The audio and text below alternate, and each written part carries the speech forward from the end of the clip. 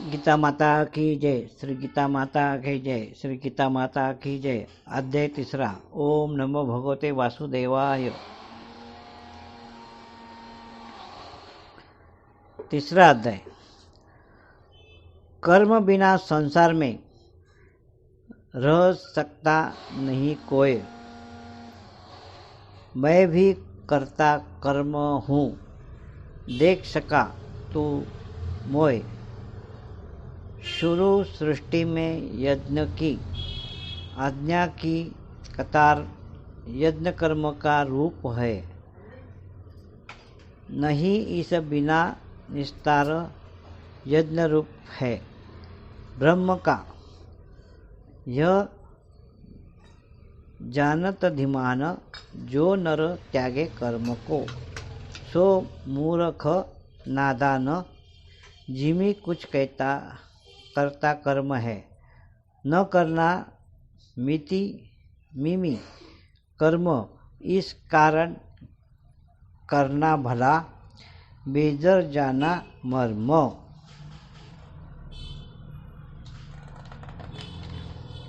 तीसरा अध्याय। अर्जुन ने पूछा, हे जनार्दन, यदि अपने मत से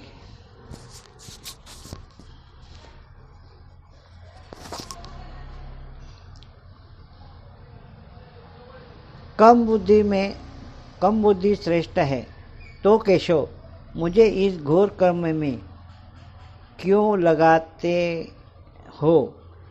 मिले हुए वचनों से आप मेरी बुद्धि को भ्रम में डाल रहे हो। निश्चय करके मुझे बतलाइए, जिससे मैं कल्याण को प्राप्त होऊंगा। श्री कृष्ण जी बोले, हे निष्पाप अर्जुन, मैं पहले समझा चुका हूँ कि इस लोक में 2 प्रकार की निष्ठा कही है। एक तो सांख्य वाले का ध्यान योग, दूसरा योगियों का कर्म योग। कर्मों को प्रारंभ न करने से ही कोई निष्फल नहीं कहलाता, और कर्मों को त्याग कर करने वाले संन्यास ग्रहण करने से भी किसी को सिद्धि नहीं मिली। मनुष्य क्षण भर भी कर्म किए बिना नहीं रह सकता। प्रकृति के गुण ही सब मनुष्यों को कुछ ना कुछ कर्म करने में लगाते हैं। जो अज्ञानी कर्मेंद्रियों को रोककर आत्मचिंतन करने में के बहाने विषयों की चिंता करता है, वह पाखंडी मिथ्याचारी कहलाता है।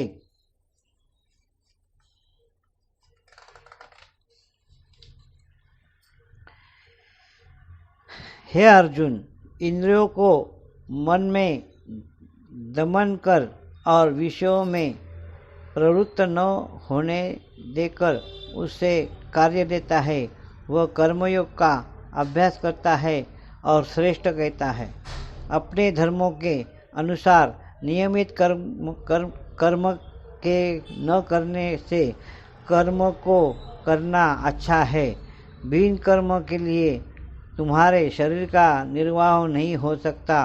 हे कौन्तेय, यज्ञ के निमित्त किए जाने वाले कर्मों को छोड़कर जितने कर्म हैं, उनके करने से मनुष्य का प्रबंध होता है।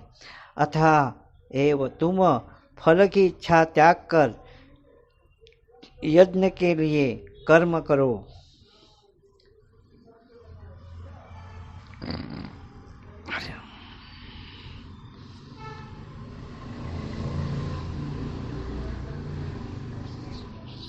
सृष्टि के आरंभ काल में ब्रह्मा जी ने यज्ञ सहित प्रजा को उत्पन्न कर प्रजा से कहा था, तुम यज्ञादि कर्म करके वृद्धि को प्राप्त होगे।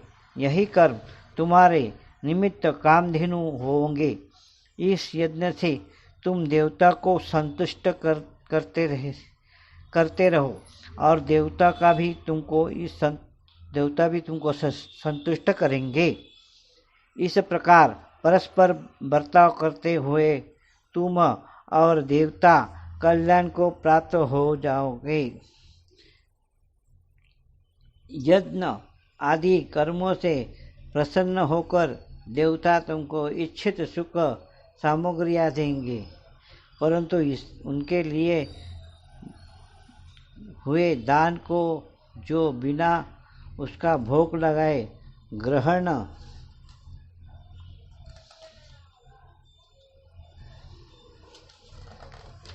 करता है वह चोर है।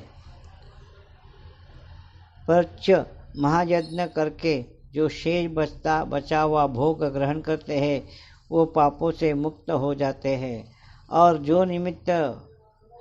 जो अपने निमित्त ही अन्न पकाते हैं वो पापी पुरुष पाप को भी भक्षण करते हैं। अन्न से ही प्राणियों की उत्पत्ति होती है। अन्न मेघ से उत्पन्न होता है, मेघ यज्ञ द्वारा बरसता है, और यज्ञ की उत्पत्ति कर्मों से होती है, कर्म की उत्पत्ति ब्रह्म से होती है, और ब्रह्म अक्षर परमात्मा से। इस कारण सदा पदार्थों में रहने वाला जो ब्रह्म है वह सब यज्ञों से प्रस्तुत है।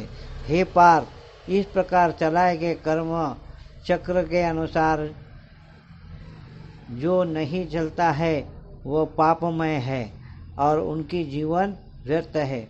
जो पुरुष आत्मा में ही रहता है और आत्मानंद अनुभव से तृप्त रहता है, आत्मा में ही संतुष्ट रहता है, उससे कुछ भी कार्य शेष नहीं है। वह कर्म करे या ना करे उसकी कोई प्रयोजन अथवा लाभ नहीं है, और किसी प्राणी में अपना लाभ करा लेने वाला भी उसी कोई आवश्यकता नहीं है। इसलिए तुम भी फल की प्राप्ति की इच्छा त्याग कर्तव्य का पालन करो, क्योंकि फल की इच्छा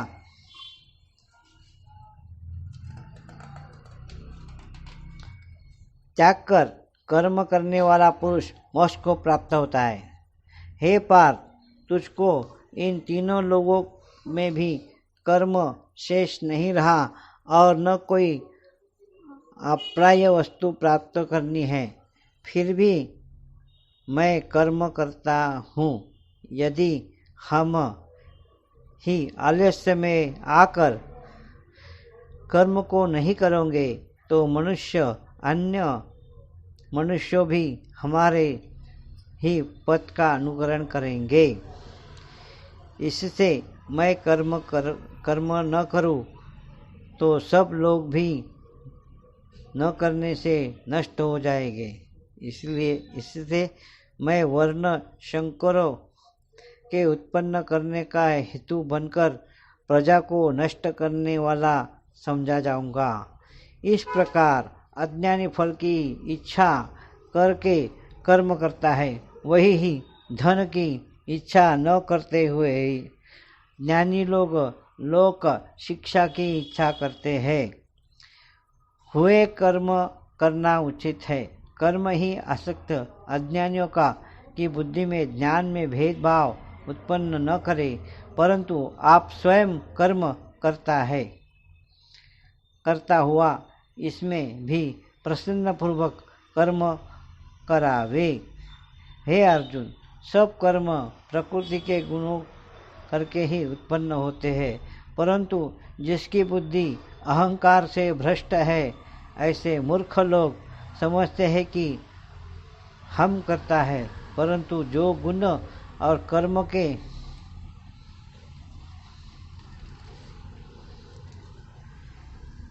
विभाग का सच्चा तत्व जानता है, वही ज्ञानी पुरुष यह समझकर इनमें आसक्त नहीं होता कि गुणों का यह खेल आपस में हो रहा है। प्रकृति के गुणों करके भूले हुए मनुष्य गुण और कर्म से आसक्ति होते हैं। इन अल्पज्ञ मर्दों के ज्ञानी पुरुष कर्म मार्ग से चलायमान न करे। हे अर्जुन, अध्यात्म बुद्धि से तुम सब कर्मों को मुझ में अर्पण करके कर्म फलों की आशा ममता को छोड़कर संग्राम करो। जो पुरुष श्रद्धापूर्वक मेरे वचनों पर द्वेष दृष्टि न करके मेरे इस मत के अनुसार आचरण करते हैं, वो लोग कर्म बंधन से निश्चित मुक्त को जाते हैं। और अज्ञानी मेरे इस मत पर दोष दृष्टि करते हुए उनको ग्रहण नहीं करते, वे संपूर्ण ज्ञान से रहित है, उनको नष्ट हुए जानो। अपना कठिन धर्म भी दूसरों के सहज धर्म से हितकर है। स्वधर्म में मरना भी कल्याणकारक है, परंतु अन्य धर्म भयानक है। अर्जुन ने कहा, हे विष्णु नंदन श्री कृष्ण, पुरुष को पाप करने की इच्छा न होते हुए भी कौन सा बलात्कार पाप के मार्ग से प्रवृत्त करता है?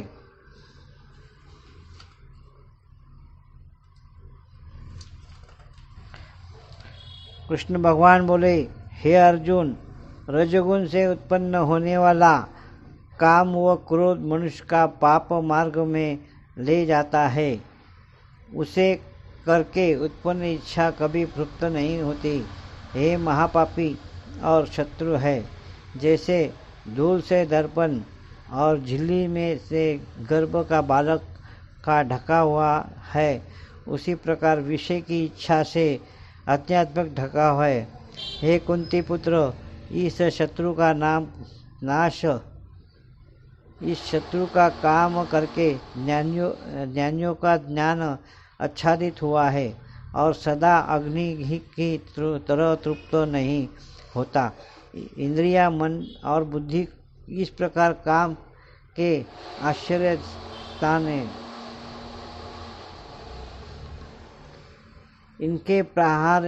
इसके सहारे विशेषा ज्ञान को आच्छादित करके जीव का मोहित कर लेते हैं।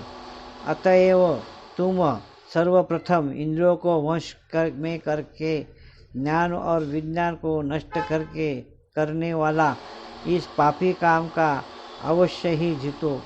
कहते हैं कि इंद्रिया सबसे प्रबल है और इंद्रियों से भी प्रबल मन है। जिस प्रकार जो बुद्धि से परे है, उसे आत्मा को जानकर निश्चयात्मक बुद्धि द्वारा मन को निश्चल करके, हे महाभाव, तुम दूधर शत्रु को जीत लो।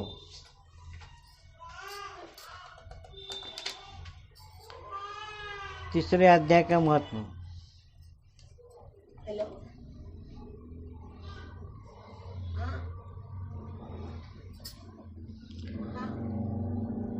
श्री नारायण जी बोले, हे लक्ष्मी, एक शूद्र महामूर्ख अकेला ही वन में रहता था। बड़े अनर्थों से उसने बहुत सा द्रव्य इकट्ठा किया था। किसी कारण से वह सब द्रव्य जाता रहा। अब वह शुद्ध बहुत चिंतित रहने लगा। किसी से पूछता कि ऐसा उपाय बताओ जिससे पृथ्वी में गड़ा धन मुझे मिले। किसी से पूछता, कोई अंजन बताओ जिसे लगाने से पृथ्वी में गड़ा द्रव्य दिखने लगे। तब किसी ने कहा, मांस मदिरा खाया पिया कर। तब वह खोटा कर्म करने लगा, चोरी करने लगा। एक दिन धन की लालसा कर चोरी करने गया। मार्ग में चोरों ने मार दिया। तदनंतर उसने प्रेत की योनि पाई। उस प्रेत योनि में उसे बड़ा दुख हुआ। एक वटवृक्ष पर रात दिन चिल्लाया करता था कि कोई ऐसा भी है जो मुझे इस अधम देह से छुड़ाए। कुछ समय बाद शूद्र की स्त्री ने पुत्र को जन्मा। जब उसका पुत्र बड़ा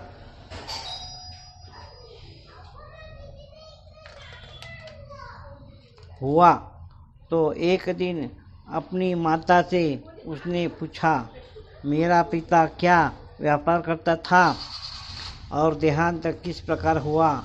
तब उसकी माता ने कहा, बेटा, तेरे पिता के पास बहुत द्रव्य था, वह सब यूं ही जाता रहा। वह धन के चले जाने से बहुत चिंतित रहने लगा। एक दिन धन की लालसा से चोरी करने गया, परंतु मार्ग में चोरों ने उसे मार डाला। तब बेटे ने कहा, हे माता, उसकी गति कराई? माता ने कहा, नहीं कराई। बेटे ने पूछा, हे माता, उसकी गति करानी चाहिए। माँ ने कहा, अच्छी बात है। तब वह पंडित से पूछने गया और जाकर प्रार्थना की, हे स्वामी, मेरे पिता एक दशा में जाकर मृत्यु को प्राप्त हुए, अतः उनका उद्धार किस प्रकार तरह होवे। पंडित ने कहा, तू गया जी जाकर उनकी गति कर, तब पितरों का उद्धार होगा।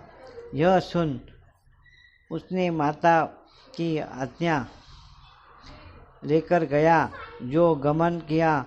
प्रयागराज का दर्शन स्नान करके आगे को चला।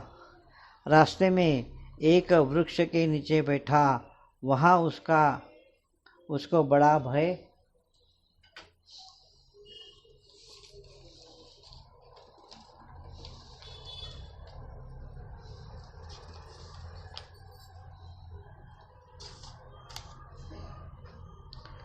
प्राप्त हुआ।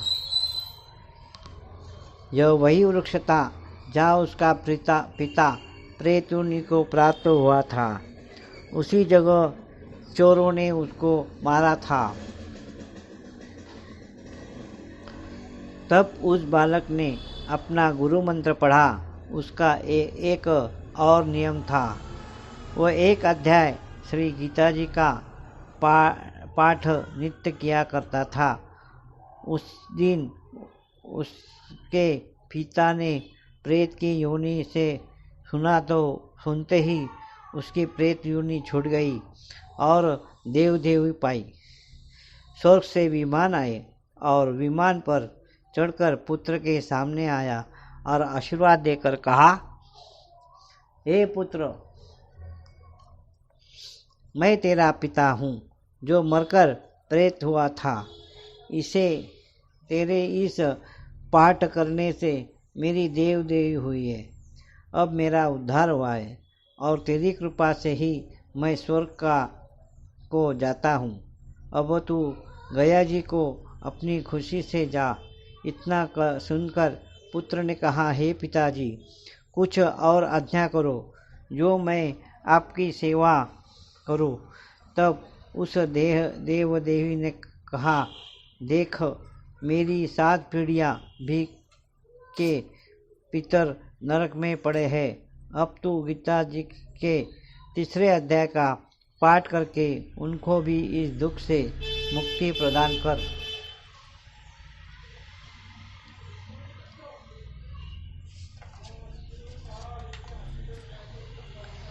इतना वचन कहकर जब वह देवी स्वर्ग को गई, तब उस बालक ने वहीं पर पुनः गीता जी के 3 अध्याय का पाठ किया और सब पितरों को उसका पुण्य देकर वैकुंठगामी किया। जो प्राणी श्री गीता जी के पाठ करे या श्रवण करे, उनका फल कहाँ तक कहने में नहीं आ सकता। तब श्री भगवान जी बोले, हे लक्ष्मी, यह 3 अध्याय का जो फल मैंने तुमसे कहा वह तुमने सुना है। जय गीता माता की जय, गीता माता की जय। जय ओम नमो ते वासुदेवाय, नमो नमः।